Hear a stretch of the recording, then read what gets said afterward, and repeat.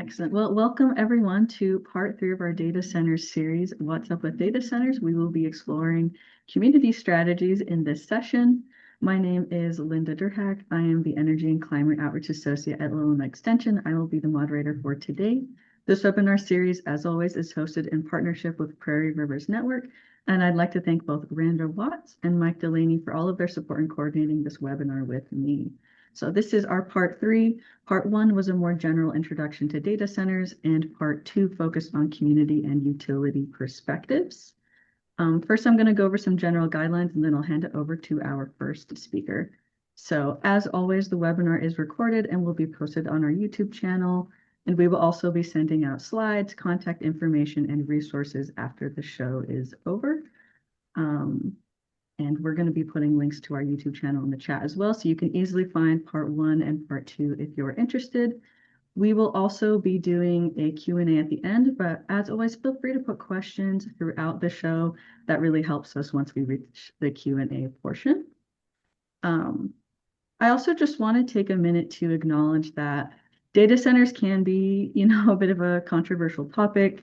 This is a new area of development that we are all exploring together right now. We're trying to find answers, and that our goal with this series has been to provide unbiased information to assist Illinois communities and citizens in making these decisions. We know that a lot of you have been, approached by data centers. So just to emphasize that the views expressed in this webinar are those of our speakers and not those of the University of Illinois Extension. All right, so here's our agenda today. We will begin with a brief presentation from our co-host, Randa Watts, on a new guide Prairie Rivers Network has developed. This is for communities challenging a data center, but I just want to express here that we are sharing it not as an endorsement of this viewpoint, but because this is a resource that may be helpful for some of you. We will have 3 other speakers that will present for 10 to 15 minutes each. We will be exploring the environmental impacts of data center, community considerations, exploring an example for a community benefit agreement in action, and finish with state policy considerations for responsible data center development. So I will turn it over to Randa to share a little bit about her report. Yeah, thanks, Linda. As Linda stated, we at Prairie Rivers Network have had quite a few concerned citizens reach out asking what they could do, and that has led to the development of our community guide. So our Director of Water Policy, Robert Hirschfeld, has designed this community guide to walk concerned citizens through the steps of challenging data center developments. The guide provides 13 steps to challenging data centers, including actionable items, why this matters explanations, and even explanations on what legal authority you have as a concerned citizen. For example, Step 1 is to confirm the project details with a list of specific questions for you to ensure you're not forgetting anything. It offers an explanation of why these questions matter and even provides the legal basis that you have as a concerned citizen. We hope this community guide helps empower concerned citizens to organize early and hold the developers accountable to the communities they are in. If you have any questions along the way, Robert's contact information is included within the guide, and I encourage you to reach out. Back to you, Linda. Thank you so much, Randa, and she will be putting a link to that in the chat if you're interested in learning more. So with that, I would like to introduce our first speaker. Lucy Contreras is the Illinois State Program Director for Green Latinos and leads the Environmental Justice Caucus of the Illinois Clean Jobs Coalition, where she is helping advance legislation to regulate data centers in Illinois. In these roles, she works closely with frontline communities to build understanding around environmental issues and to ensure community priorities are centered and reflected in policy solutions. Thank you, Linda. I'll go ahead and share my screen. Can everyone see my screen? Yes. Okay. Can you all see just one slide or you see all the slides? I can see all of the sides on the side. Oh, it doesn't let me. Oh, there it is. Full screen. Awesome. Hi, everyone.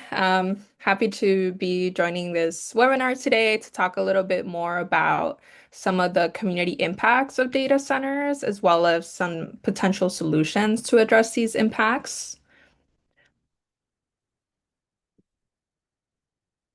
So, just have a little bit of an agenda for us today. I'm going to start talking a little bit about Green Latinos. As Linda mentioned, I'm the Illinois State Program Director for Green Latinos. So we'll just share a little bit more about what we do and who we are. Then I'm going to hop into talking about community concerns about data centers, and specifically as it pertains to affordability, democracy and transparency, air pollution, and water consumption. And then I'll talk about some policy solutions that can be leveraged to address some of these data center impacts. So, a little bit about Green Latinos. We are a national nonprofit of Latino leaders confronting national and local environmental issues in the Latino community. Our vision is a healthy and equitable society where communities of color are liberated from disproportionate environmental burdens, free to breathe fresh air, drink pure water, access clean transportation, and enjoy our majestic public lands, oceans, and waters. So there are three primary pillars of our work. We are conveners. We bring people together through events, such as the one in the screen that was a photo of our summit from 2 years ago, took place in Puerto Rico. We bring people together to learn more about environmental issues and to organize around environmental issues. We are also capacity builders, so we connect frontline organizations with resources. Right now, through our Urban Greening Initiative, we are resourcing 4 urban greening projects across the city of Chicago. So, really trying to increase green space access for communities of color and communities that have typically not had much access. And the last thing that we do is we serve as advocacy coordinators. So we work on policies to advance environmental solutions for our communities. And we also equip people with the knowledge and tools that they need to be advocates within their own communities. So that being said, I'm going to dive into some of the key community concerns with data centers. And starting with where they're sited, a national review of roughly 700 data centers across the country found that nearly half are in census tracts with above medium environmental burdens, such as air pollution, park access, and water pollution. So many of these data centers are often located in areas with social vulnerability indicators, such as high poverty levels and lower educational levels. So what this means is that these data centers are often located in communities that are already disadvantaged. And so one of the key community issues with data centers is around affordability. These centers require huge amounts of energy to operate, and research indicates that by 2030, data center development could be largely responsible for quadrupling the annual growth in electricity demand nationally and could represent over 70% of load growth in Illinois.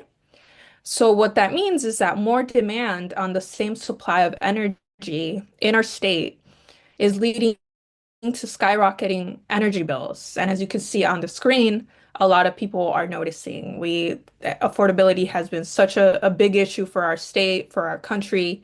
And you can see on the screen, there are many, many stories, media stories coming out talking about how AI data centers and data centers generally are impacting our energy bills. So, moving on to democratic deficits and lack of transparency, data center proposals frequently lack transparency, withholding key details about their energy and water use, costs, and land agreements. Through non-disclosure agreements and confidential utility contracts, developers often limit public access to information, leaving communities unaware of who is building these facilities and their potential impacts. So, key information such as energy and water usage, environmental impacts, land leases, and responsibility for infrastructure updates is frequently classified as proprietary or buried in private contracts between big tech and the utilities. As a result, communities are often left without the information they need to meaningfully engage, challenge developments, and advocate for stronger protections. So here you can see a few examples within our state of proposed data centers that were contentious within the local community. And all of these data centers have been criticized by local community members for their lack of transparency and community engagement around the projects.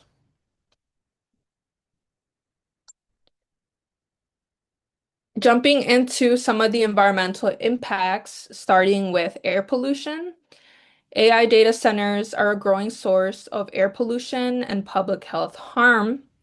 They emit dangerous pollutants like fine particulate matter and nitrogen oxides, which are linked to asthma, lung cancer, heart attacks, and premature deaths.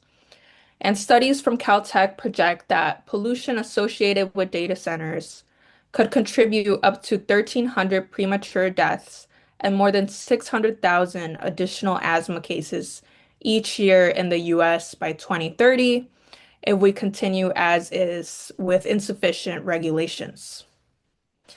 Data centers can also drive up greenhouse gas emissions through heavy reliance on fossil fuel powered electricity. And the scale is pretty significant, with some areas seeing emissions increase by nearly 50% due to data center growth within the area. And the reality is that this pollution doesn't stay hyperlocal. It can often travel hundreds of miles, affecting communities far beyond where data centers are located.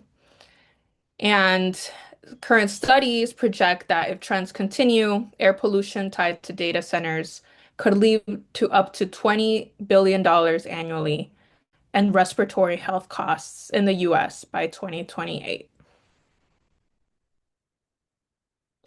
So I mentioned air pollution due to fossil fuel powered electricity reliance, but data centers also often have diesel generators, backup generators.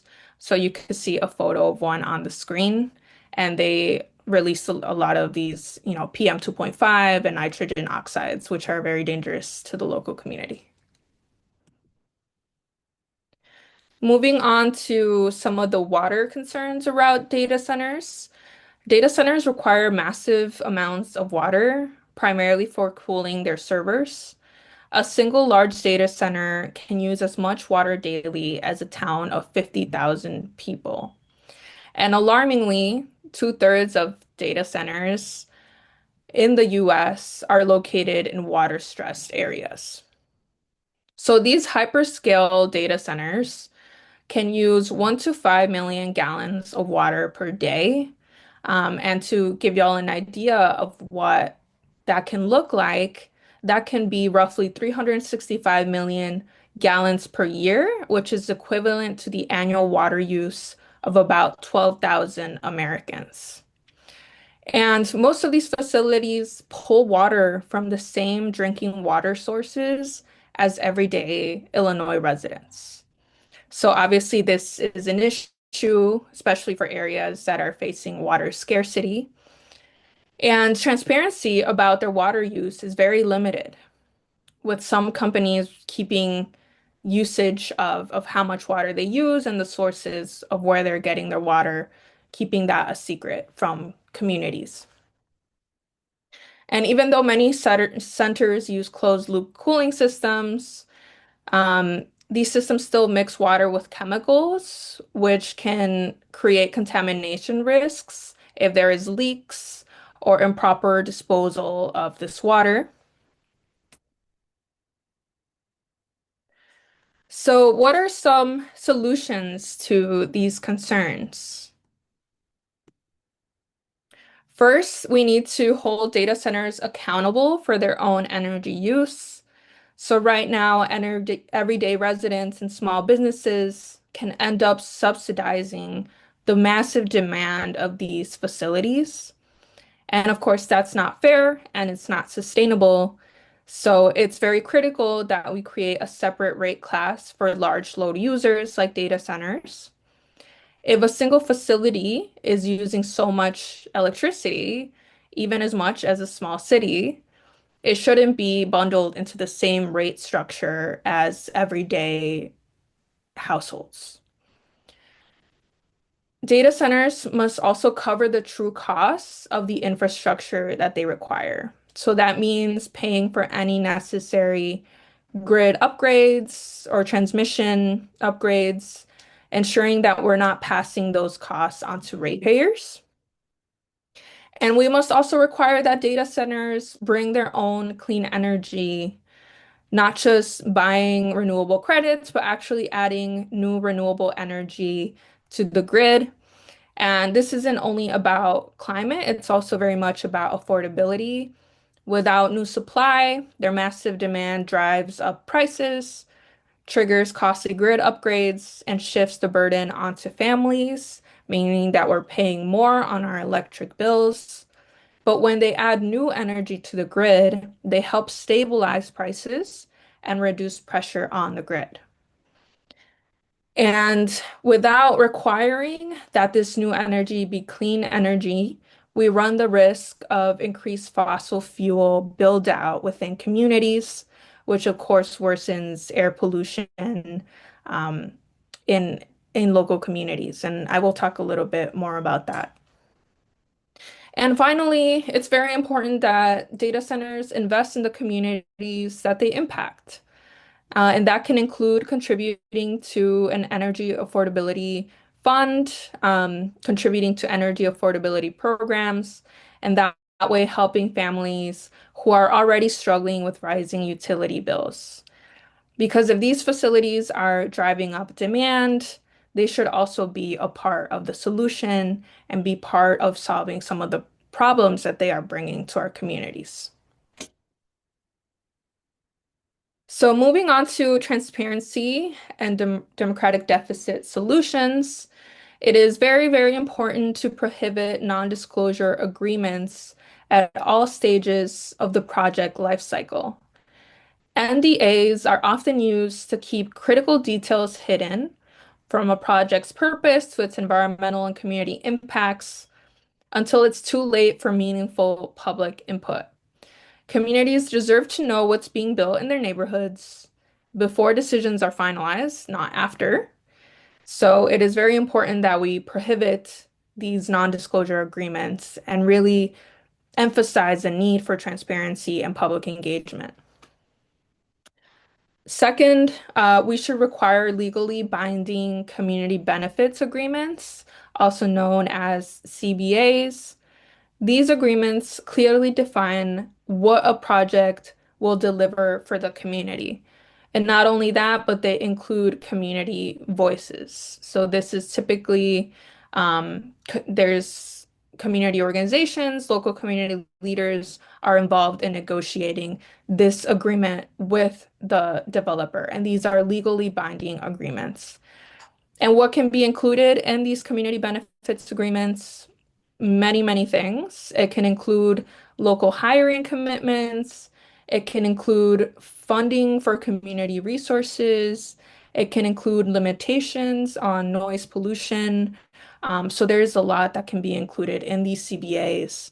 But essentially, these CBAs ensure that communities don't just carry the burden of development and that data centers contribute to a mutually beneficial relationship with the communities that they're impacting. So really helps to address the problem of one-sided development that we so often see within our communities.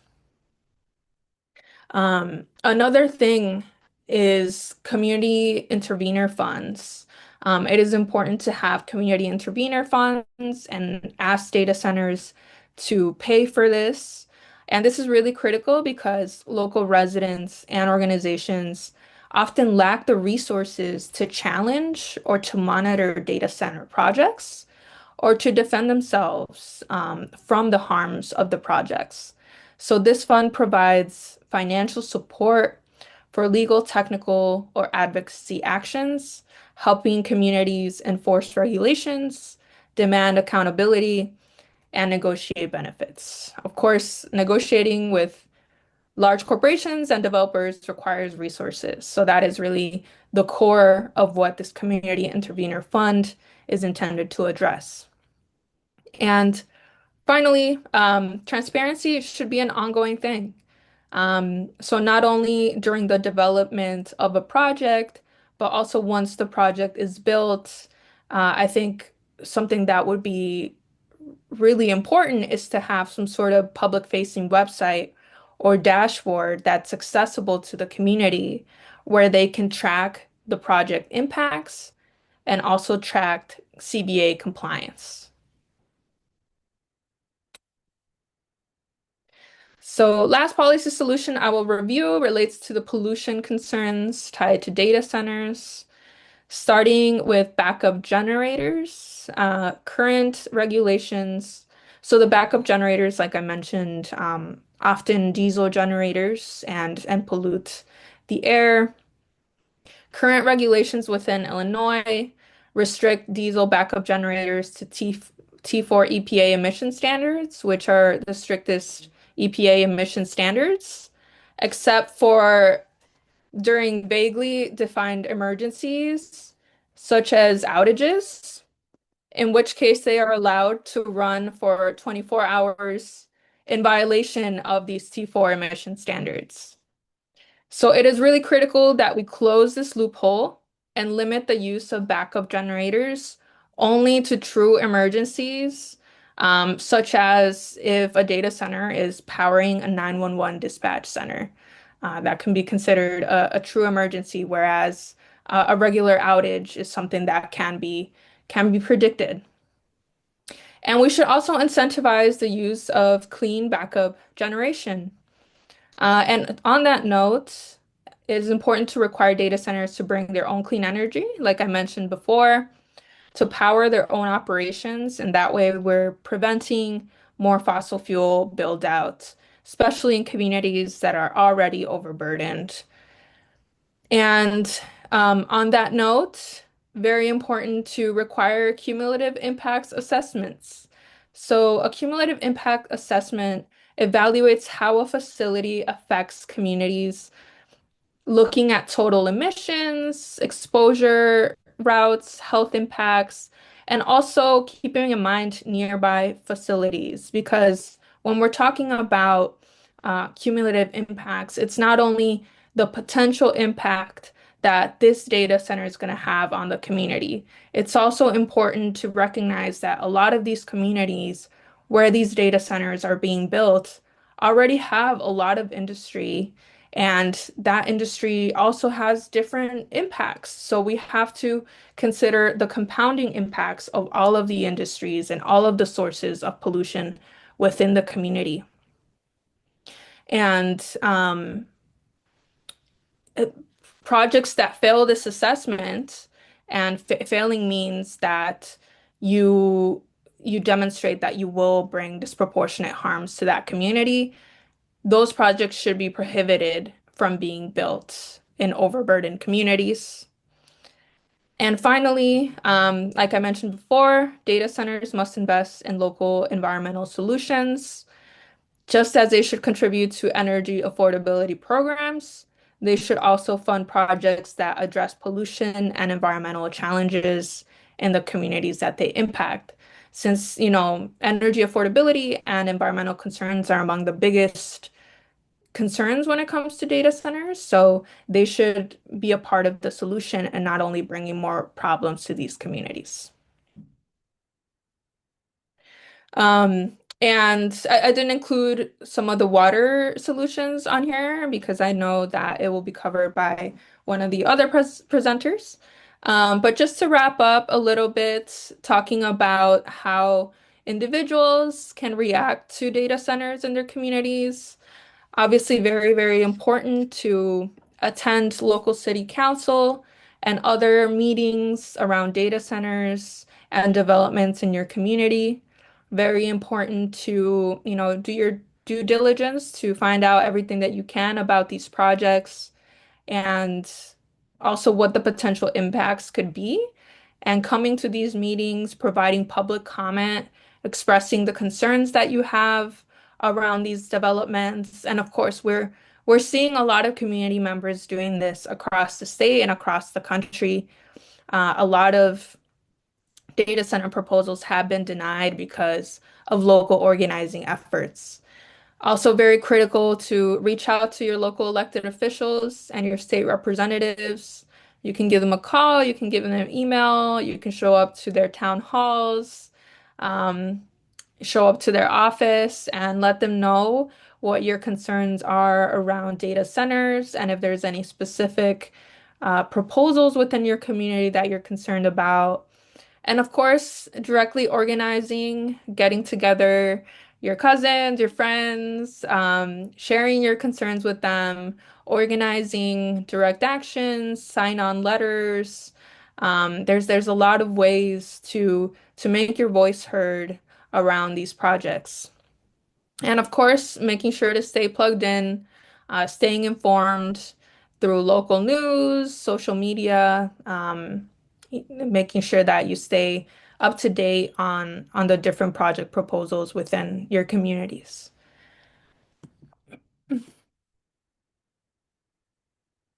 And that is all from me. Thank you so much for the space to share a little bit more about some of these community concerns. Happy to take any questions during the Q&A session.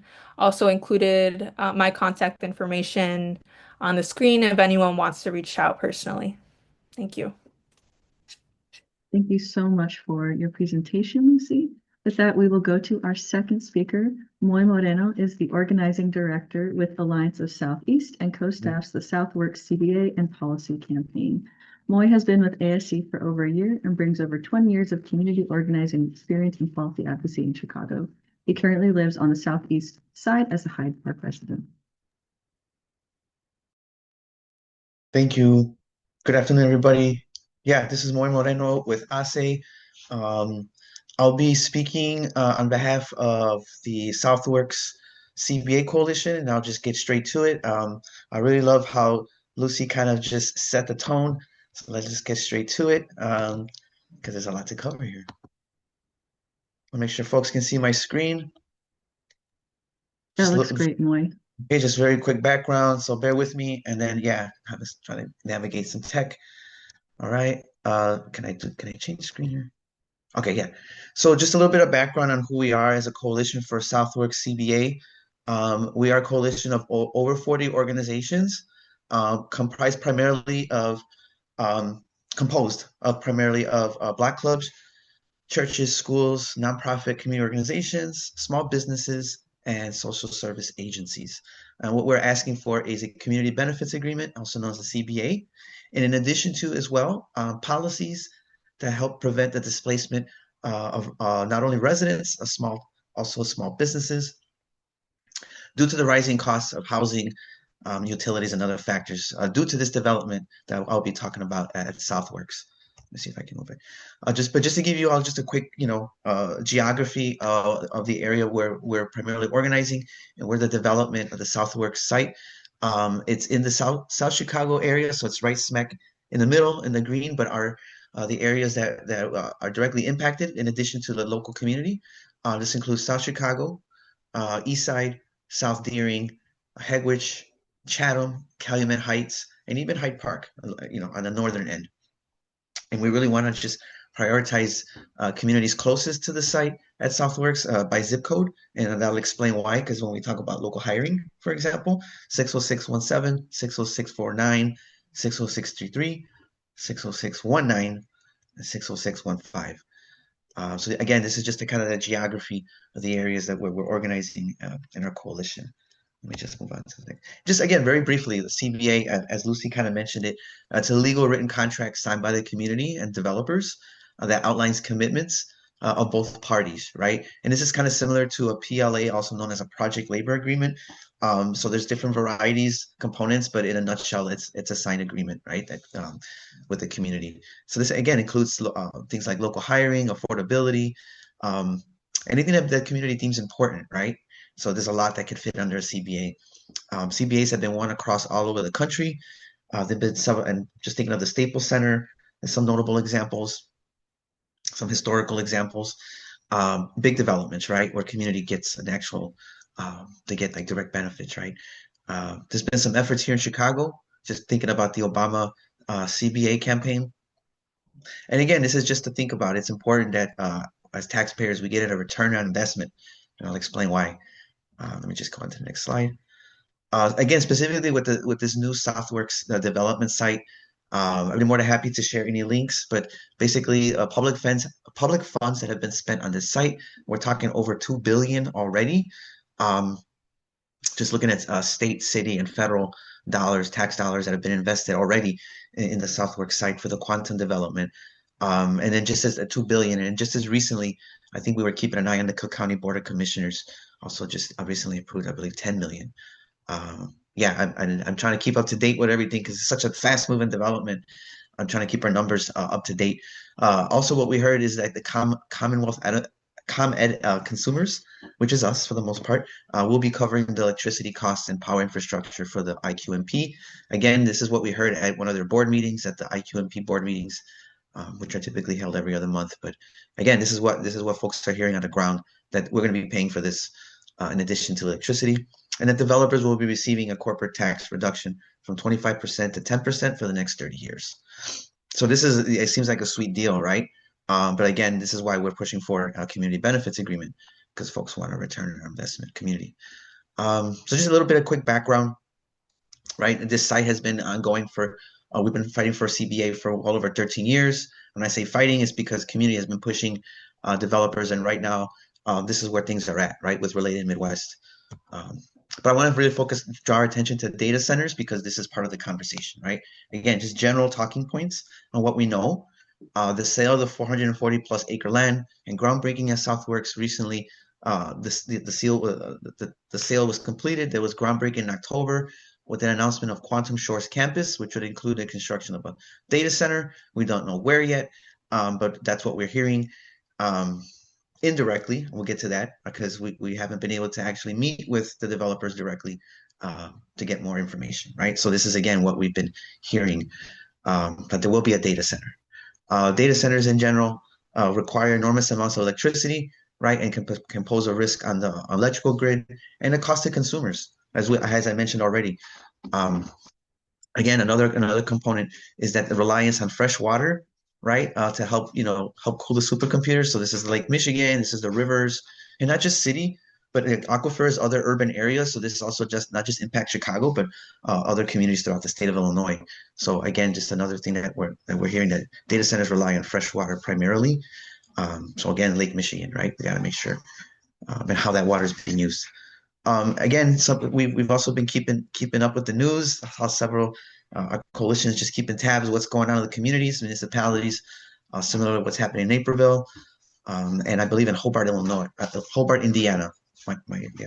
Hobart, Indiana. I believe there was also some pushback, on data centers. So just keeping an eye on what's happening both locally, but nationally as well, how it pertains to what's going on in the Southeast side. Again, what are we hearing? What are we specifically hearing from local concerns on the Southeast side? Again, data center will negatively impact communities of color, low income, in the ways that, again, bearing the burden of the costs, not just water, the high rising cost of water, electricity, fears of folks getting priced out of the community, both residents and small businesses. So that's like one of the main concerns we're hearing about data centers is utilities, right? Water, electricity, being passed on, excuse me, to consumers, right? And yeah, folks are worried. Also, again, we're hearing more and more about noise pollution, how that would adversely affect, because of the close proximity to local schools, community residents, also natural park. There's the Lake Michigan. We have several parks that are right near the Southworks site. We're also concerned about the impact of noise, not just to communities, but wildlife. We have Rainbow Beach, Park 566, Steelworkers Park, Calumet Park, and a new park that's coming up, I believe, hopefully soon, because of the confined disposal facility that got scratched. So I believe we're going to get a new park. But again, there's communities that come to the parks and on wildlife. So we want to make sure that the noise also doesn't negatively impact. So again, just this is some of the stuff that we're hearing from local community on the southeast side, right? Let me just move on quickly. Okay, so what's being done currently now with what, the coalition, and not just with us as Southworks Coalition, but working with other partners and allies throughout the city. Yeah, we're working with folks on the ground to learn more about data centers, right? Because this is becoming more and more an important issue that folks want to learn about and how to address concerns. So just bringing people together, that's one of the things that we're focusing on. We've held, many community meetings. So this is something that we're going to continue to do. And then partnering with academic institutions, local schools to do a noise study. I think there's a noise pollution study that we hope that we can put together in the immediate area so we can assess the risk to community, right? And see how we can propose some solutions to that. Also just partnering with, national organizations as well to kind of bring their research together to understand the impact of data centers, both in urban and rural communities throughout the state. So again, it's just a lot of learning and partnership in addition to working with communities on the ground. And last but definitely not least, what's currently going on right now is just advocacy for legislation and policy, mostly at the state level, but we're also working at the city level to help regulate water usage, energy, all the stuff that we're discussing. And just some quick references for folks that we're working on in partnership. So the Power Act, so Senate Bill 4016, Illinois House Bill 5513, that covers CBAs, also not having non-disclosure agreement, better transparency. So that's also kind of, and hopefully they can move. I'll get to that in a minute. There's also the Cumulative Impacts Bill of the Senate Bill 3772 that also kind of would help regulate, new industries that are coming in to do a cumulative impact assessment on the environment, especially in communities that have been negatively impacted by environmental racism, right? There is a city version of this, but we feel like the state version could include data centers, right? So hopefully this is another policy that state lawmakers can take a look at and get behind. And like I mentioned, we're also working with the City of Chicago Department of Environment, bringing our leaders together so these folks can hear directly from those most directly impacted, so we can help shape policy. So that's kind of in a nutshell what we're already doing, right? And again, kind of what we're saying, what's needed, right? We're super excited that Governor Pritzker announced a 2-year moratorium on the tax incentives for data centers to kind of address the economic impacts on local communities. I think that's a great start. We definitely would need the Illinois General Assembly and leadership, right, to prioritize data centers as a legislative priority on the agenda, hopefully for this spring and veto sessions. So that doesn't become not only an economic burden for our communities, but an environmental and a public health. So we're trying to hopefully we can get leadership to really prioritize this on their legislative agenda this year. And then last but not least, we encourage elected officials to meet with community, right, to hear about what's going on the ground, to learn about the CBA, learn about the policies that's going on at Southworks. Yeah, this is definitely an open process, and we hope to build more connections, not just with the elected officials and the public officials the partners that we work with, but the developers. We want to also have Related Midwest at the table as well. So to hear the folks on the southeast side, and just to kind of wrap things up, just tying this into data centers. One of the our campaign mantras is "Don't poison us, don't displace us." So this really hits home for a lot of people because folks don't want to be poisoned and they don't want to be displaced. So this is really just sums up where we're at Southworks CBA and how it ties to data centers. So I think that's all I have for right now. And again, I'm also open for questions for the Q&A section. But thank you. Thank you so much, Moy, for providing that community perspective. And yeah, for all our attendees, feel free to keep putting questions in the chat. Now it's time for our third speaker. I've been seeing a lot of questions in the chat about policies, so he will be touching on that. So James Gignac is the Midwest Policy Director for the Climate and Energy Program at the Union of Concerned Scientists. Prior to joining UCS, he served as Environmental and Energy Counsel and as Assistant Attorney General to Illinois Attorney General Lisa Madigan. He also earned a JD from Harvard Law School and a BA in History and Political Science from Albion College. I'll turn it over to you. Okay, thank you, everybody. Again, James Gignac with Union of Concerned Scientists. And what I'm going to do here just for a few minutes is give a little bit more detail on state policy proposals around data center water and energy issues, some of which Lucy previewed for us. And then just briefly share some recent analysis that we did at UCS to further illustrate what's at stake for Illinois when we look at growth in electricity demand from data centers and the power grid. So just quickly about Union of Concerned Scientists, we focus on advancing science-based policy solutions. Our Midwest office is in Chicago. We are also longtime members of the Illinois Clean Jobs Coalition, or the ICJC. And speaking of the ICJC, as Lucy mentioned, we have developed policy proposals focused on data centers and water. I'm going to share a little more detail about that, but I do want to say that I'm not one of our coalition experts on the water issues, but do have some more detail here to share today. Our goal with our policy proposals are to establish transparent reporting and sustainable water use requirements to ensure Illinois' water resources and consumers are protected.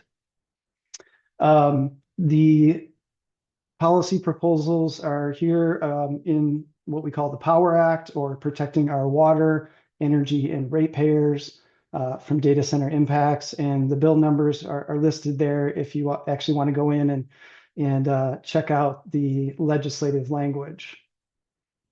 The policy elements include requiring data centers to provide a water resources plan and water usage reporting. So they would need to transparently report their expected and actual water use, including where they are getting their water, how much they are taking, using, and discharging, and the quality of that water. And then relatedly, cooling is the largest driver of water use at data centers. So the bill would require a cooling water alternatives assessment to identify cooling alternatives that are at least as efficient as closed loop cooling. Additionally, the State Water Survey would use data center water plans to model and report on the anticipated impacts to shared water resources. And then finally, the Illinois EPA would conduct a permitting rulemaking to allow that agency to make an adverse resource impact determination if warranted, but also to require additional water efficiency measures and ensure that data centers are paying for their costs. So moving on to the energy policies, we're looking to establish policies that protect Illinois' clean energy goals and ensure data centers, not Illinois consumers, are shouldering the costs. So the Power Act would also require regulated utilities like ComEd and Ameren to establish what we call a hyperscale data center tariff. And that's what Lucy was mentioning earlier about creating a new rate class for large data centers with rules to protect Illinois consumers from paying for data center costs, including grid upgrade costs and costs for energy and capacity. Now, with these tariffs, there would be some incentives for data centers to do more with clean energy. One of these is called a flexible interconnection, where data centers would get a percentage of firm or uninterruptible service proportional to the scale of new clean energy and capacity that they supply.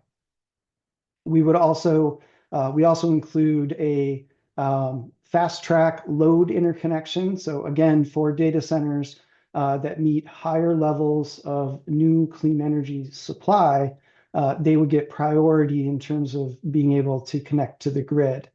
So it's really trying to incentivize data centers that are doing the best job when it comes to clean energy to do even more of that. And then for municipal utilities and electric cooperatives, there would be locally driven accountability. So similarly, those utilities would create large load tariffs, update their resource energy plans, and also ensure that data centers are paying for new clean energy and capacity. So going a little deeper on the energy side and what's at stake when we look at data centers, the report we did at Union of Concerned Scientists came out last month. It's called Data Center Power Play. We used a software model called READS to look at the power grid and data centers. We have a national report and technical appendix, in addition to 3 state-specific reports, including Illinois. There's a lot of words on the screen here, but the main thing I wanted to highlight is that we looked at different scenarios in our model, including current policies, but also examples of stronger policy approaches. So that would include an additional CO2 reduction policy for Illinois, as well as a scenario where the federal government restores clean energy tax credits that were affected by the One Big Beautiful Bill Act. We also looked at different levels of electricity demand growth by data centers. These include a mid and high projection, but we also did a scenario with no growth in data centers so that we can isolate the impacts of adding data centers to the power grid. So our key findings based on our modeling with under current policies, we find that data centers can account to up to 72% of the electricity demand growth in Illinois by 2030. Additionally, growth in demand brings additional system costs, and data centers could be responsible for as much as $37 billion between now and 2050, and that's an increase of 24% over the no data center system cost. We also found for Illinois that the growth in data centers under current policies would lead to increased use of in-state coal and gas-fired power plants, and also rapidly escalate our reliance on out-of-state sources of electricity. However, under those stronger policy scenario examples I shared earlier, another variation of which could be requiring data centers to supply new carbon-free electricity resources, we can protect other consumers from cost increases and meet the challenge of load growth with more in-state clean energy resources. And alongside that, avoid data centers causing a spike in greenhouse gas emissions and other harmful air pollutants. And building more clean energy in Illinois means more jobs, tax revenue, and economic activity. So the next several slides just give more data behind our key findings. I won't go into them in detail, but they'll be in the materials for you. And for instance, here, several more statistics on data centers' role in electricity demand growth, a visual representation here of our findings about electricity system costs and the share for data centers. And here is, we're showing what I was talking about with Illinois importing and exporting electricity. And just pausing here for a minute, we can see that as we move from left to right, we see as we add data center demand growth, Illinois' importing or reliance of electricity from other states happens earlier and to a much larger degree, whereas under stronger policy approaches, we can moderate that trend and even return to being an energy exporter. Similarly here with generation, if we look at the coal and gas on the bottom of these charts, with stronger policy approaches, Illinois would have less operations from coal and gas plants and more from wind and solar. Likewise, with generating capacity, comparing current policies to stronger policy approaches, we see more solar, wind, and battery storage being built in Illinois. And with data centers under current policies, if we are running our coal and gas plants to a larger extent, it means more emissions. And so the pink shaded area here shows emissions related to data centers under current policies, whereas our stronger policy approaches will give Illinois a better, more stable glide path to our net zero power sector emissions goal. Our recommendations, we have more detail, obviously, in our report, but I would just say that, many of these are aligned with the data center policy proposals I mentioned earlier in the Power Act and that other speakers have talked about today. So I will stop there and turn it back for questions.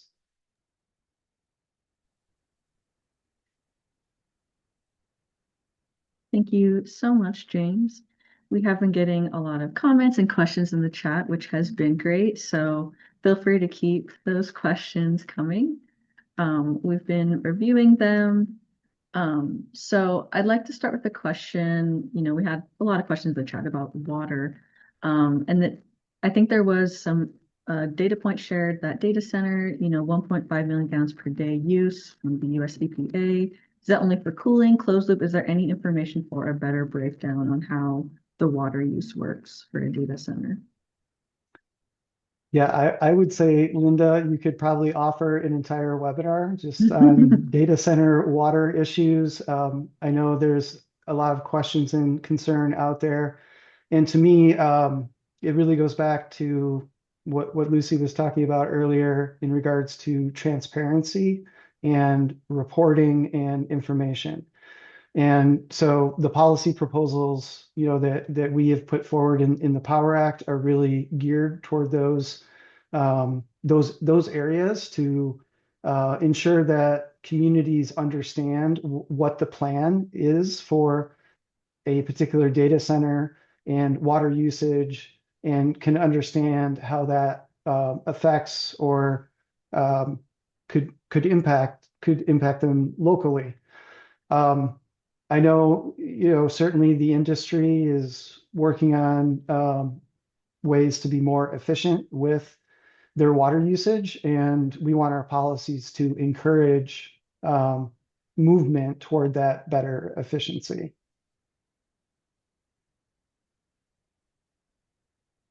Thanks, James. I appreciate that. And I'd also like to share in our part 1 and part 2 of this series, we did have dedicated presenters speak on water issues as well. So if you'd like to revisit those, that is also pretty helpful.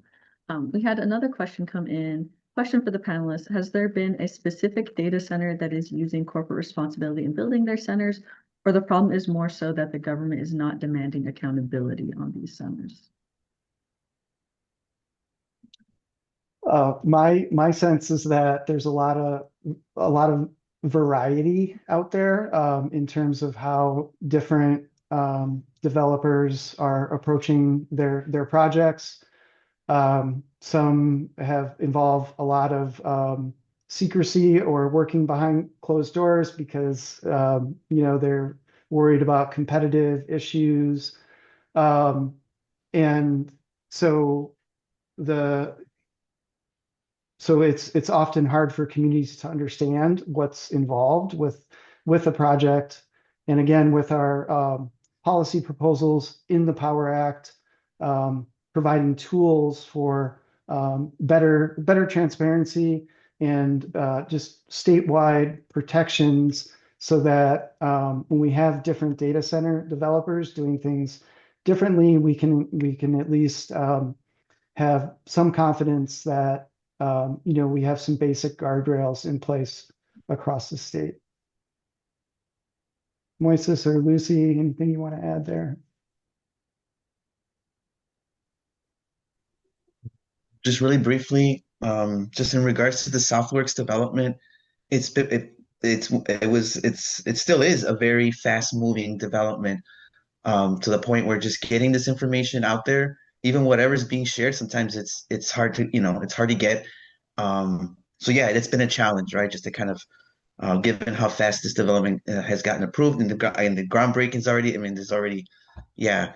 And it is a little frustrating, right? So that's also part of folks on the ground. So that's part of the challenge of us navigating that process, and we need to make it more better, more inclusive for communities directly impacted. So I'll stop with that. Yeah. Thank you for your answers. We had a question, and this might be for Moy or Lucy, but how can we make sure that community organizing against data centers does not spill over and harm local clean energy development efforts?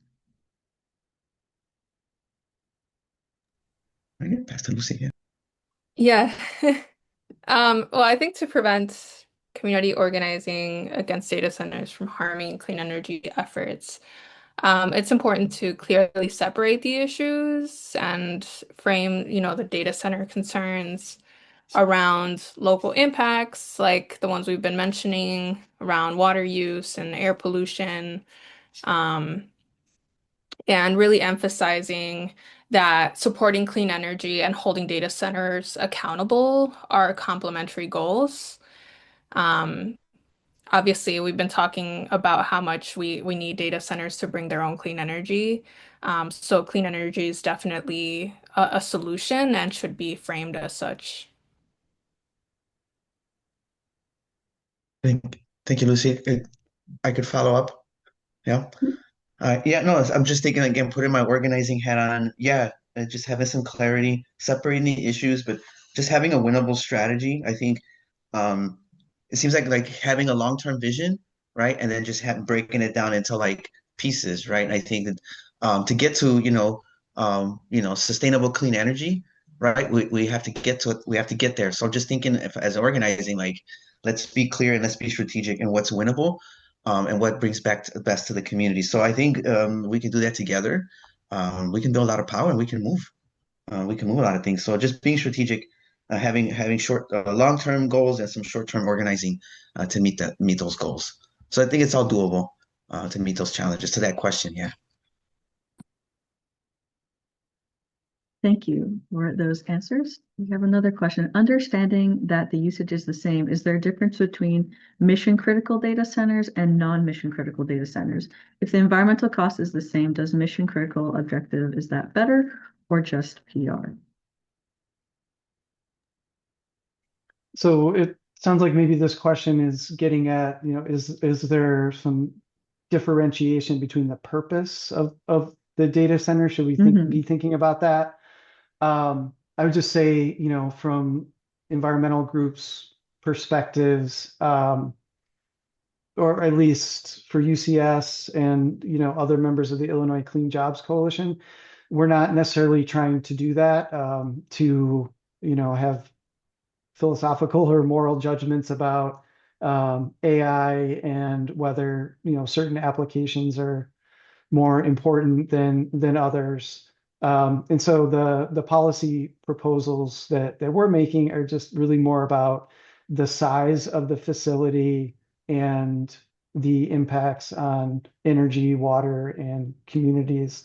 So I think it's a larger question for all of us in society about, are there certain of these facilities that should be prioritized over others?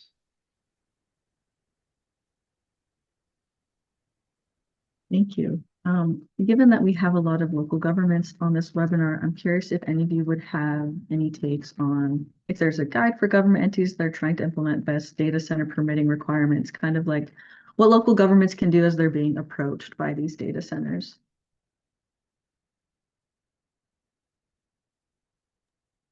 Well, I'm interested in looking at the materials you all shared at the beginning of the webinar.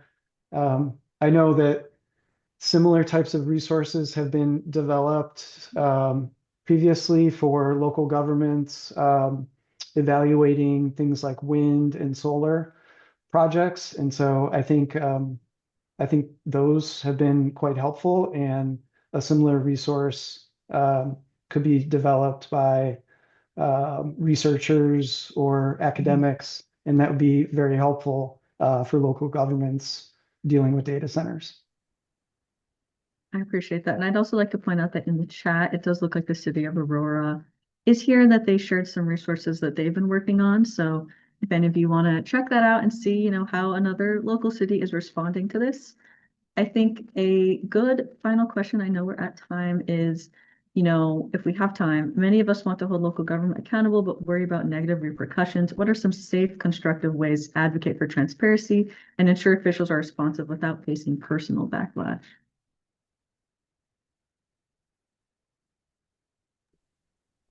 I feel like Moises would be good to speak to this. Sure.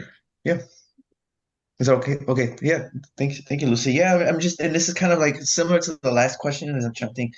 I think just some best practices, some good practices is, for local officials out there, just meeting with constituents, right? Meeting with communities to kind of like, hear what's on the ground, right? Just democratizing the process, learning more about data centers and how community voices can help shape that policy, right? I think folks feel the need to be heard, right? And lack thereof, especially with this development. So I think maybe to kind of like warm things up a little bit, yeah, just open it up. I know there's some town halls that local elected officials are hosting, some local alders here in Chicago. So hopefully they'll be open to hearing more from local residents on this issue, but just opening it up, hearing directly from communities. I think that would be a good way to kind of soften up the tensions a little bit. It may be uncomfortable at first, but I think folks will feel more empowered and, in the driver's seat. But I can pass it to Lucy. Yeah, I mean, everything that Moises said, I think it's really important for people to remember that our elected officials work for us, right? They are public servants. And what that means, we live in a democracy, we have democratic processes, and so we should all feel comfortable engaging in those processes, whether it be meeting with your elected official to express your concerns, whether it be attending town halls or community meetings. These are all ways that people are supposed to engage. So I definitely encourage you all to make use of those platforms that exist for your voice to be heard. Thank you so much for those answers, and thank you to everyone for attending this webinar. I did share out Aurora's resources in the chat. Hopefully everyone can see those. We will also be sharing all of the resources in our follow-up email today. And if you do have questions, you will also get the presenters' contact information. You can reach out to them, or you can reach out to myself as well. So again, thank you all so much. We will be having our next webinar March 24th. Same time at noon, we will be talking about wetlands. So a bit different from data centers, but thank you again to our speakers for your time and for answering all of these questions. We really appreciate it. Thank you.